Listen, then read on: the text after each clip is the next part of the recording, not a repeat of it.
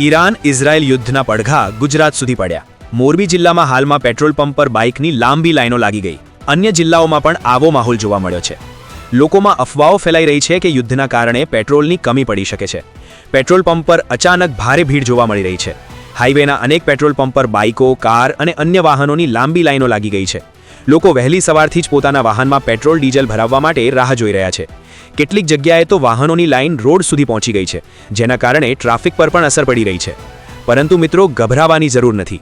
સરકાર તરફથી હજુ સુધી પેટ્રોલની અછત વિશે કોઈ સત્તાવાર જાહેરાત કરવામાં આવી નથી. અફવાઓને કારણે લોકો એકસાથે પેટ્રોલ ભરાવવા દોડી રહ્યા છે, જેના કારણે પંપ પર ભારે ભીડ જોવા મળી રહી છે. જો પેટ્રોલની સપ્લાય અથવા ભાવમાં મોટી અસર થાય તો સરકાર સામાન્ય રીતે જાહેરમાં સ્પષ્ટ માહિતી આપે છે.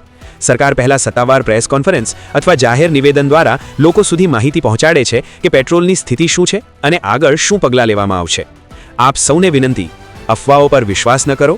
જેટલું જરૂરી હોય એટલું જ પેટ્રોલ ભરો અને શાંતિ જાળવો.